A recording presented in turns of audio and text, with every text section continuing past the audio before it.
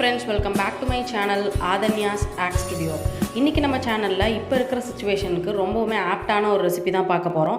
அது என்ன ரெசிபி அப்படிங்கிறது பாத்தீங்க அப்படினா முருங்கை கீரை ரசம்.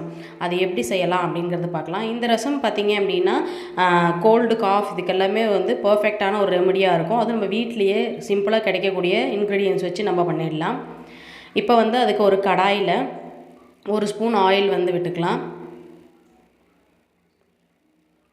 ஆயில் நல்லா சூடானதுக்கு அடுத்ததா அதில் வந்து ஒரு கட்டி பூண்டு ஃபுல்லாக வந்து நீங்கள் எடுத்துக்கோங்க. மீடியம் சைஸ் பூண்டு, அது வந்து 8 to 10 பூண்டு பல் இருக்க மாதிரி அதை வந்து ரெண்டாக கட் பண்ணி இந்த மாதிரி நல்லா வதக்கிக்கணும்.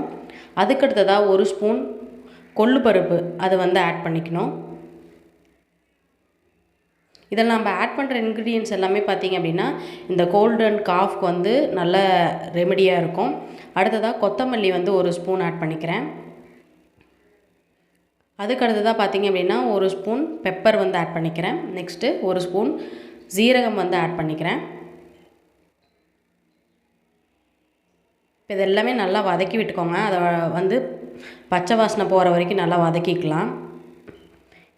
அதுக்கடுத்ததாக நம்ம ஒரு கப் வந்து முருங்கைக்கீரை இருக்கு இல்லையா, அது வந்து நம்ம எடுத்து வச்சுருக்கோம். அதோட காம்போடையே எடுத்துக்கலாம், ஒன்றும் பிரச்சனை இல்லை. இப்போ அதுவும் வந்து இதோட நல்லா வதக்கி விட்டுக்கோங்க. நல்லா வதக்கணும். அதோட ஸ்மெல் ஃப்ரேக்ரன்ஸே நல்லா இதாகும், அந்தளவுக்கு வதக்கிக்கோங்க. இப்போ வந்து இதை வந்து இன்னொரு மிக்சர் ஜாருக்கு வந்து ட்ரான்ஸ்ஃபர் பண்ணிக்கலாம்.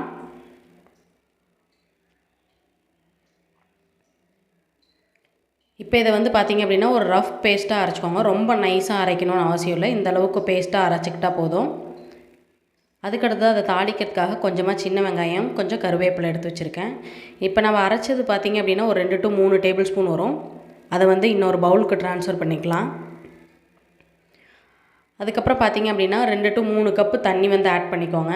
இது வந்து இந்த பேஸ்ட்டுக்கு கரெக்டாக இருக்கும். இல்லை நீங்கள் இன்னும் கொஞ்சம் எக்ஸ்ட்ராவோ குறைவாவோ செய்கிறீங்கன்னா அதுக்கு தகுந்த மாதிரி தண்ணி ஆட் பண்ணிக்கோங்க. இப்போ நல்லா அந்த பேஸ்ட்டெல்லாம் மிக்ஸ் ஆகிற அளவு கரைச்சிட்டு தேவையான அளவு உப்பு போட்டுக்கோங்க. இப்போ நம்ம டேஸ்ட் பார்த்துட்டு அதுக்கப்புறம் ஃப்ளேமில் வச்சு குக் பண்ணிக்கலாம்.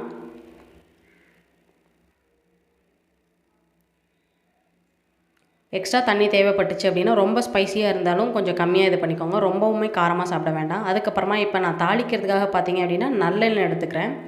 நல்லெண்ணெய் ஒரு ஸ்பூன் விட்டுட்டு அதில் வந்து கடுகு வந்து ஒரு 1/4 ஸ்பூன் ஆட் பண்ணிக்கிறேன். கடுகு நல்லா பொரிஞ்சதுக்கப்புறமா கருவேப்பிலை, அதுக்கப்புறம் சின்ன வெங்காயம் வந்து பொடியாக கட் பண்ணி வச்சுருக்கிறது அதுவும் வந்து ஆட் பண்ணிக்கலாம்.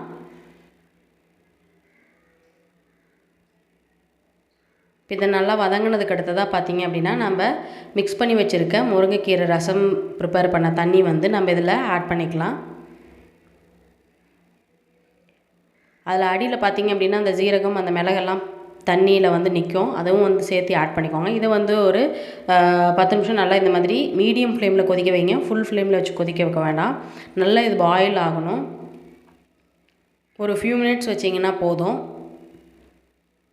அவ்வளோதான், நம்மளோட காரசாரமான முருங்கைக்கீரை ரசம் வந்து ஈஸியாக ரெடி ஆயிடுச்சு. அதுவும் ரொம்ப சிம்பிளாக. முருங்கைக்கீரை பார்த்திங்க அப்படின்னா மேக்ஸிமம் நிறைய இடத்துல வந்து மரங்கள் வீட்டில் வச்சுருப்போம், அதுலேருந்தே நம்ம எடுத்துக்கலாம். ஏன் வந்து நம்ம இந்த கோல்டன் காஃப்க்கு வந்து முருங்கைக்கீரையும் ஆட் பண்ணுறோம் அப்படின்னு பார்த்திங்கன்னா அதில் வந்து நிறைய இம்யூனிட்டி பூஸ்டிங் பவர் இருக்குது. கோல்டன் காஃப் வரும்போது பார்த்திங்க அப்படின்னா நம்மளுக்கு உடம்புல எல்லா பவருமே நம்மளுக்கு சத்தெல்லாம் குறைஞ்ச மாதிரி இருக்கும்.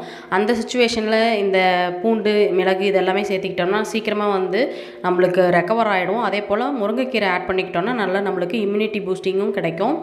ஸோ அதே போல் நம்ம சேனலில் பார்த்திங்க அப்படின்னா ஆல்ரெடி முருங்கைக்கீரை பவுடர் எப்படி செய்கிறது அப்படின்னு ஒரு வீடியோ போட்டிருக்கேன். அதோட லிங்க் டிஸ்கிரிப்ஷனில் கொடுக்குறேன், கண்டிப்பாக செக் பண்ணி பாருங்கள். அது வந்து நம்ம டெய்லி ட்ரிங்க் எடுத்துக்கிட்டோம்னா நம்மளுக்கு இன்னுமே ரொம்பவே இம்யூனிட்டி பவர் கிடைக்கும். இந்த வீடியோ வந்து உங்களுக்கு பிடிச்சிருக்கு நினைக்கிறேன். பிடிச்சிருந்தா உங்கள் ஃப்ரெண்ட்ஸ் அண்ட் ஃபேமிலிக்கு ஷேர் பண்ணுங்கள். இந்த வீடியோக்கு ஒரு லைக் பண்ணுங்கள். மறக்காமல் நம்ம சேனலுக்கு சப்ஸ்கிரைப் பண்ணுங்கள். தேங்க்ஸ் ஃபார் வாட்சிங்.